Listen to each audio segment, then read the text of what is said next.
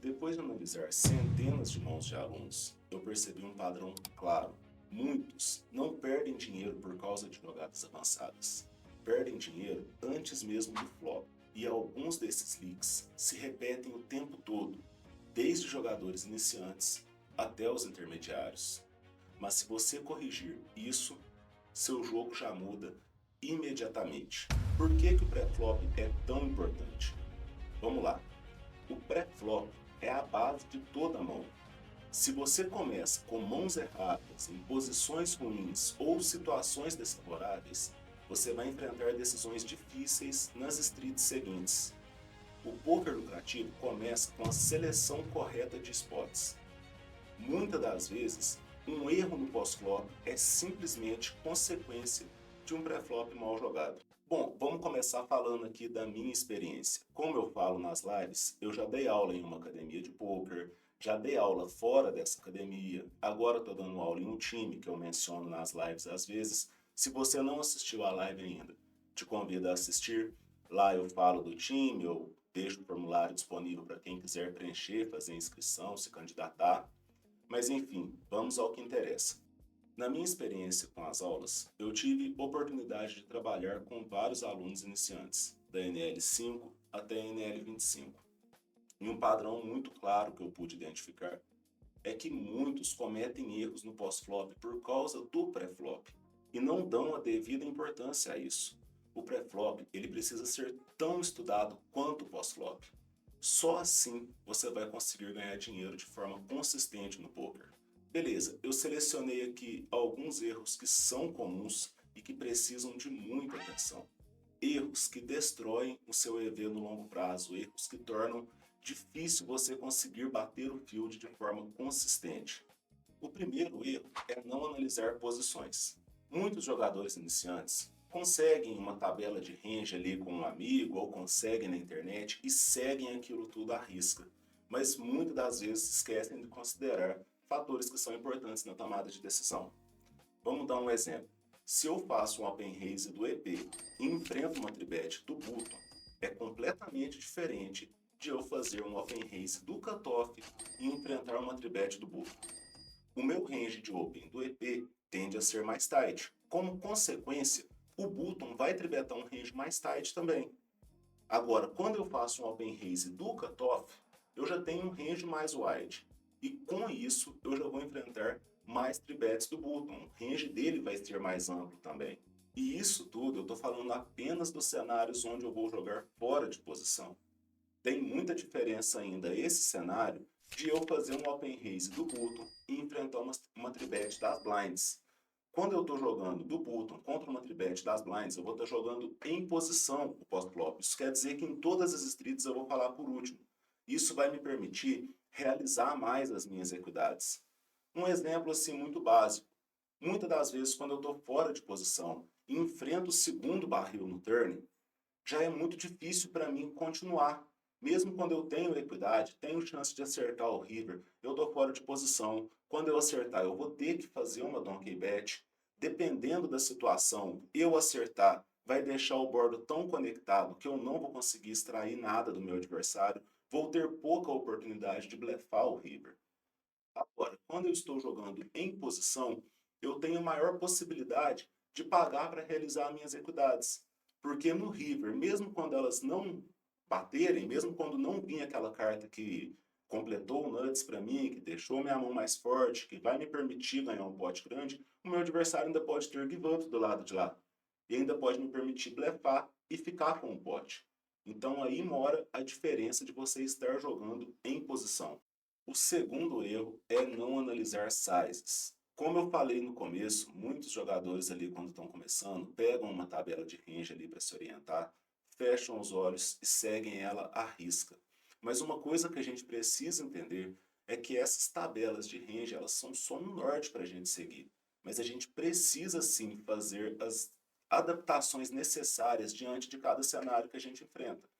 Por exemplo, se eu faço um open raise de 2.5 big blinds do EP e enfrento uma tribet de 8 big blinds do button, é uma coisa. Agora se torna totalmente diferente se eu faço esse mesmo open raise e enfrento uma tribet de 10 big blinds, de 11 big blinds. Eu não posso, contra uma tribet nessa size, defender simplesmente o mesmo range que eu defenderia. Porque aquela parte mais fraca do meu range de call, ela vai estar perdendo muito EV no longo prazo se eu continuar defendendo contra sizes mais altas. Aquele range a gente tem que pensar que ele foi feito para ser defendido contra sizes comuns. A partir do momento que muda a size, a gente precisa fazer essas adaptações para a gente não estar sendo explorado. Agora vamos para o terceiro erro. Eu deixei ele para o final porque, na minha visão, ele é o mais importante de todos. É uma coisa muito comum, parece intuitivo, né? Que é defender agressividade com passividade. Galera, esse é o pior de todos. Muitas das vezes eu vejo, assim, discussão em grupos ou conversando com pessoas, aí eles falam assim, ah, mas eu estava jogando contra um jogador que tem 12 de tribet, ele tem 13 de tribet, né, falando ali da frequência de tribet do jogador, falando assim, não, contra um jogador desse a gente não pode foldar nada, ele tribetou, a gente tem que pagar tudo para jogar post-flop contra ele. E aí é que você está perdendo muito dinheiro. A gente não defende agressividade com passividade. A gente defende agressividade com agressividade. É um contra-ataque ali a agressividade daquele adversário, entendeu? Por exemplo, o jogador está ali com seus 12, 13% de frequência de tribet. E aí a galera quer jogar mais de call contra ele. E muitas das vezes, ainda para jogar fora de posição. O que, que vai acontecer nessa situação? Ele vai estar jogando muitos potes grandes contra você, onde ele é o agressor, onde ele está em posição, onde ele tem a vantagem de range.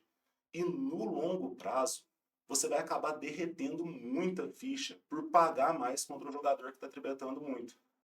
Então, qual que é a solução quando o jogador está tribetando fora do comum ali contra você? Lembra da parte da agressividade contra agressividade? A gente vai aumentar um pouco a nossa frequência de forbet contra ele. Se você tiver mãos ali que uma frequência das vezes você joga de call, uma frequência das vezes você joga de forbet, você vai passar essas mãos todas para forbet contra ele. Você vai aumentar a sua frequência de agressividade, porque a partir do momento que ele está tribetando a mais, ele vai ter mais combinações de mãos para foldar também. E quando ele for para o pós-flop contra você, a vantagem de range vai ser sua, a agressividade da mão vai ser sua. Ou seja, o controle daquela mão vai ser seu. E você vai ter chance de ganhar a maioria das vezes contra ele. E o detalhe principal é, você vai aumentar um pouco a sua frequência de forbet. Você não vai pegar e começar a forbetar N2 contra ele. Ou seja, o seu range de forbet ainda vai fazer sentido. E se ele começar a tentar readaptar demais do lado de lá, começar a tentar pagar demais as suas forbets para jogar contra você, isso vai fazer ele entrar em situações ruins, onde ele vai estar pagando mais, com um range mais fraco, para jogar contra o seu range de forbet, que é um range ok. Você só está forbetando a mais por causa da frequência dele de tribet maior. Então, de qualquer forma, a vantagem vai acabar sendo sua. E essa questão da defesa de agressividade com passividade que eu não vejo só no pré-flop. Isso daí depois acaba indo para o pós-flop também. Por exemplo, aqui eu não posso foldar nada para ele. Aí o jogador vai lá, dá um call a mais ali no pré-flop, que não tinha aquele call. Aí depois o cara se beta no flop, agora eu tenho que continuar. Vou pagar contra ele aqui até o fim. Só que muitas das vezes vai vir aquele turn desconfortável, vai vir aquele river péssimo para você, e no final das contas você vai acabar foldando. E isso é quase que imperceptível. Você pensa assim, beleza, dessa vez ele conseguiu só porque veio um runout ruim. Só que não, muitas das vezes ele vai conseguir. E aí simplesmente você vai minar o dinheiro da sua banca, porque você está tentando colocar ele em situação ruim, onde a vantagem vai estar sempre do lado dele. O baralho vai estar sempre correndo contra você nesse tipo de situação. Então é muito importante fazer as adaptações corretas para jogar contra cada desvio de jogador ali que você enfrentar. E uma coisa muito importante de deixar claro nesse vídeo é que jogadores vencedores, eles não entram na mão para ver o que acontece. Eles entram quando a situação é favorável. O fold pré-flop não é passividade. é disciplina lucrativa. E se você quer evoluir de verdade no Cash Game, curte o vídeo, se inscreve no canal. Aqui eu mostro exatamente o que realmente faz diferença no longo prazo. Agora, comenta comigo aqui embaixo. Qual parte do pré-flop você acha mais difícil?